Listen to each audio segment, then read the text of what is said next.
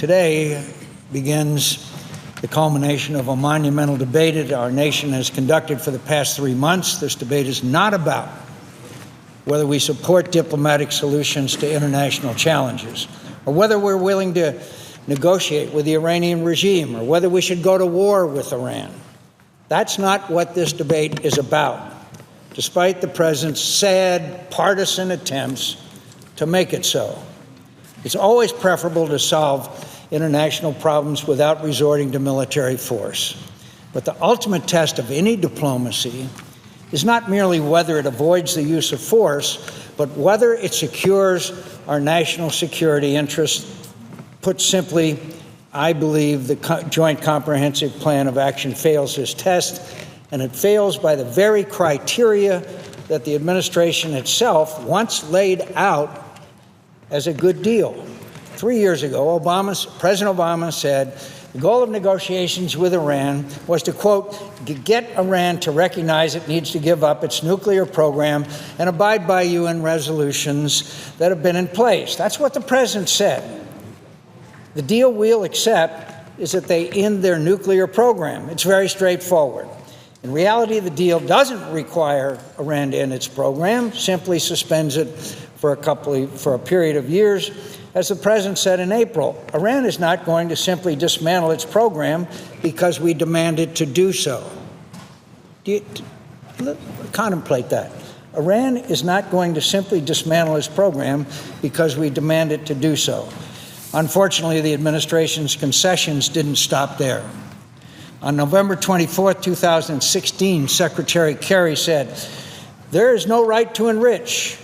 We do not recognize right to enrich." However, in the final deal, the administration not only conceded the right to enrich, it also allowed Iran to maintain an industrial-scale enrichment capability that will only grow in size and sophistication.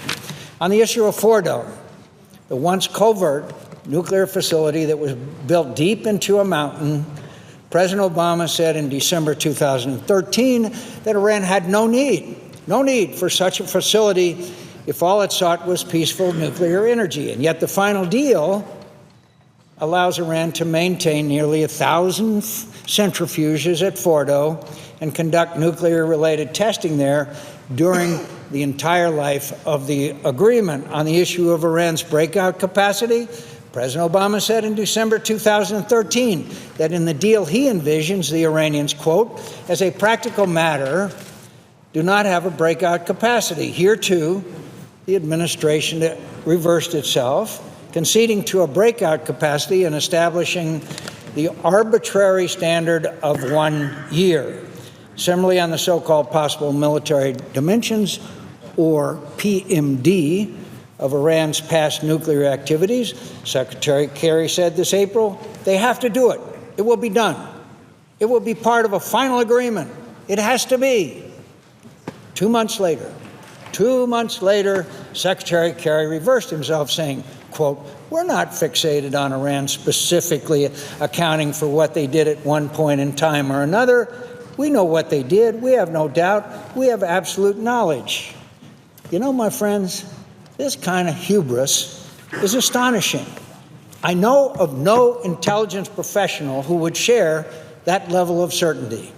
But perhaps Secretary Kerry's reversal is because the final deal does not require Iran to resolve the PMD issue prior to receiving sanctions release. Furthermore, the chief of Iran's Atomic Energy Agency has said sanctions relief will proceed regardless of the resolution of the PMD issue. That was the chief of Iran's Atomic Energy Agency. The mechanism to resolve long-standing international concerns about the possible military dimensions of Iran's nuclear program is contained in a side agreement between Iran and the IAEA, which neither the administration nor the Congress have seen. Get this. There's an agreement on inspection and verification that this Congress, before we vote, will never have seen. The American people will never have seen. How in the world, on the most important aspect of any agreement, a verification, the provisions for which are not known to the members of this body. That alone is a reason to demand. What are those side agreements? Maybe they're nothing. Maybe they're something we would approve of. We don't even know what in the world we are. The administration provided a classified briefing on what they know to be in this side agreement, and suffice it to say, I think most of us, even on both sides of the aisle, would agree that that briefing is one of the more bizarre and disturbing aspects of this deal. They called it unconventional. That's generous. What's more, the inspections of Iran's facilities will be conducted by the IAEA, the International Atomic Energy Agency. There will be no Americans allowed on the ground, and the details of how these monitoring activities will occur are contained in another side agreement between the IAEA and Iran. Here's the problem. Verifying that Iran is not cheating on this deal requires a full accounting of the possible military dimensions of Iran's nuclear program. To verify that Iran has ceased its nuclear weapon-related activities necessarily requires that we know the full extent of these past activities, the personnel, facilities, equipment, and materials used, and over what time period. We do not have that information. President Obama has said that this deal is based on verification, not trust. But the means of verification are in many cases suspect. This presents a major problem. We will vote in the coming days on the Iran deal, but we cannot even read certain foundational documents pertaining to how that verification will occur, and our own government is not even a party to those agreements. I find that deeply troubling and may account as more Americans know more about it. The overwhelming majority of Americans who do not approve of this deal. Even more troubling, however, is that the administration also conceded its longstanding and repeated promises that its diplomacy was limited exclusively to the nuclear file. For nearly a decade, an international arms embargo has significantly hurt Iran's ability to build up and modernize its aging military. Not long before the deal was announced, the chairman of the Joint Chiefs of Staff, before our committee, General Dempsey, told the Committee on Armed Services, quote, under no circumstances should we relieve pressure on Iran relative to missile capabilities and arms trafficking. Is there anything in this agreement that does that? In fact, the opposite. In 5 years, the international arms embargo against Iran would be lifted, freeing up the regime to acquire advanced conventional military capabilities, such as fighter aircraft, air defense systems, and anti-ship missiles. With billions of dollars in sanctions relief, Iran is sure to find plenty of states that are eager to sell those weapons, especially Russia and China. In 8 years, the agreement would legitimize and accelerate Iran's development of ballistic missiles, including ICBMs, whose only conceivable military purpose would be to deliver nuclear weapons.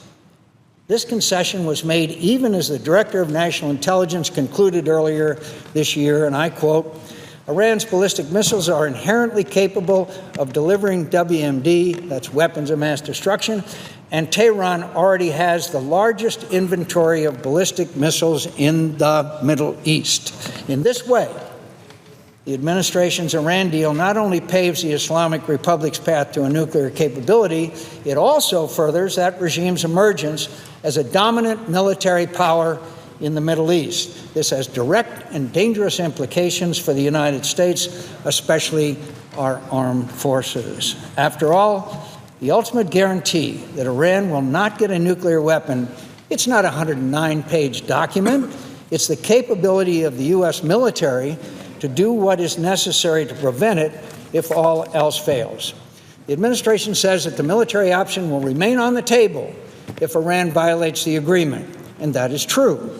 Yet the agreement itself would enable Iran to construct the very kind of advanced military arsenal that could raise the cost of employing our military option should it become necessary. In short, if this agreement fails and U.S. service members are called upon to take military action in Iran, their lives clearly would be at greater risk because of the terms of this deal. As we debate the technical details of this agreement, this is the bigger picture that we must stay focused on. The strategic implications of this agreement for nuclear proliferation, regional security, and the balance of power in an increasingly chaotic Middle East. This has been the focus of our oversight in the Committee on Armed Services. And from this perspective, this bad Iran deal only looks that much worse. Iran's not just an arms control challenge, it's a geopolitical challenge. For years, many of us have urged the administration to adopt a regional strategy to counter Iran's malign activities in the Middle East. The Senator, Chairman of the Foreign Relations Committee, pointed out what has been done by these IEDs that Qasem Soleimani sent into Iraq to kill and maim our men and women who are serving in the military. Unfortunately, if such a strategy exists, there is no evidence of it. Instead, we've watched with alarm as Iran's military and intelligence operatives have stepped up their destabilizing activities in Iraq, Syria, Lebanon, Yemen, Bahrain, Gaza, and elsewhere. Iran did all of this under the full pressure of sanctions. Now Iran will receive tens of billions of dollars in sanctions relief.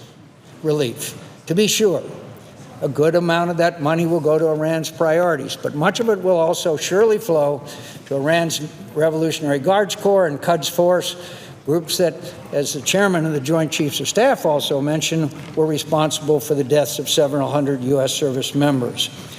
This will have enormous consequences for stability in the Middle East and for America's credibility. For decades, Republican and Democratic administrations have sought to contain the malign influence of the Iranian Republic of Iran and prevent it from acquiring a nuclear weapons capabilities. Our allies and partners have entrusted much of their own security to the United States because they believed that our commitments were credible. In this way, America's role in the region has been to suppress security competition between states with long histories of mistrust and to prevent that competition from breaking down into conflict. I fear this agreement will further undermine our ability and willingness to play that vital stabilizing role. Our allies and partners in the Middle East have increasingly come to believe that America is withdrawing from the region and doing so at a time when Iran is aggressively seeking to advance its geopolitical ambitions. Now we have made a deal with Iran that will not only legitimize the Islamic Republic as a threshold nuclear state with an industrial enrichment capability, but will also unshackle this regime in its long-held pursuit of conventional military power and may actually consolidate the Islamic Republic's control in Iran for years to come. The dangerous result is that our allies and partners will be increasingly likely to take matters into their own hands. And indeed, we already see evidence of that. These fateful decisions may well manifest themselves in a growing regional security competition, new arms races, nuclear proliferation, and possible conflict, all of which would demand more, not less, U.S. leadership and presence in the region. Ultimately, this is what I find most troubling about the Iran deal. It embodies and will likely exacerbate the collapse of America's global influence that is occurring under this administration and indeed has so often been catalyzed by its policies. Just consider, my colleagues, how much more dangerous our world has become. A malign form of Russian influence is expanding in Europe and Eurasia.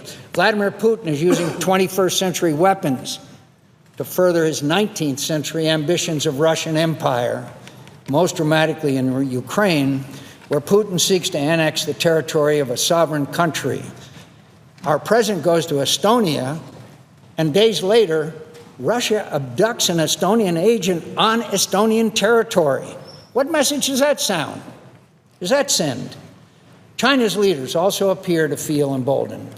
Our president visits Asia, and the next week, China escalates tensions with a U.S. partner in the South China Sea. Our president visits Alaska. And for the first time, 5 Chinese warships show up in the Aleutians, violating the 12-mile limit. Meanwhile, China continues its military modernization while building and militarizing land features in international waters. Again, there's no deterrence. Cyber attacks against our nation are increasing in regularity and severity. In just the past year, we've been attacked by North Korea, Iran, China, and Russia, and the administration does what? Nothing. And there is no deterrence, so the attacks continue. We've watched the hard-won gains of our men and women in uniform melt away in Iraq, following the president's decision to withdraw all of our troops in 2011 over the objections of his military leaders and commanders on the ground. And of course, there's the conflict in Syria, which claimed 220,000 lives and counting, spawned the largest and most threatening terrorist army in the world, involved the repeated use of weapons of mass destruction, destabilized the entire Middle East, and led to the largest refugee crisis in Europe since World War II. There is no one who is not deeply moved by the picture of the 3-year-old baby on the beach. My friends, that is a direct result of Obama's foreign policy, and have no doubt about it. Amid all of these growing threats, for 4 years now, the Budget Control Act and sequestration have cut our military by hundreds of billions of dollars for no strategic rationale whatsoever. Congress has unfortunately been complicit in this disaster, but if the president showed as much personal engagement and willingness to compromise with Republicans as he did with Iranians, we could repeal the Budget Control Act, end sequestration, and fund the government tomorrow. And through it all, my colleagues, what have we heard from our president? We've been told that America's influence is limited, as if that is not always the case. We've been told that there are no good options to the challenges we face, as if there ever are in the real world. We've been told that we cannot solve every problem in the world, as if that absolves us from ever attempting to solve any problem. We've been told that the administration's worst failures are always someone else's fault, and that no policy of theirs, after 6 years in power, is ever to blame. And we've been told that the only alternative to our current mess of a foreign policy is war, and that anyone who disagrees with this president, Republican and Democrat, they make no distinction, is a warmonger, Again and again, where there should be leadership and statesmanship, there is only a parade of truisms and defeatist rhetoric and straw man arguments and partisan attacks. This has tainted and cheapened our national discourse, as evidenced by the fact that, unlike past landmark diplomatic agreements, this one will likely come into force on a party line minority vote. Let me emphasize that. This Iranian deal will likely be rejected by a bipartisan majority of both houses of Congress. If there is a precedent in American history for such a thing, I cannot think of it. Indeed, a recent Pew poll found that only 21% of Americans approve of the Iranian deal. This has also diminished our standing in the world. Our words ring hollow. Our reassurances fail to reassure. Our warnings are not heeded. Our red lines are crossed. Our moral influence is being discredited and tarnished. Americans sense this, and so do our adversaries. They perceive it as weakness, and it is provocative. We need leadership, a strategy and policies to address this crisis in our foreign policy, especially the broader threat posed by Iran. This larger response should include, among other steps, increasing sanctions against Iran for its malign activities in the Middle East and its human rights abuses, new security assistance for our allies and partners in the region, and once and for all, eliminating the specter of sequestration. This Congress should take up this effort with new legislation, and I look forward to working on it with my colleagues on both sides of the aisle. That time will come. However, The question now before this body is whether to disapprove the administration's deal with Iran. I will vote yes. I disapprove of this deal because it would not cut off Iran's path to a nuclear weapon. It would pave a new one.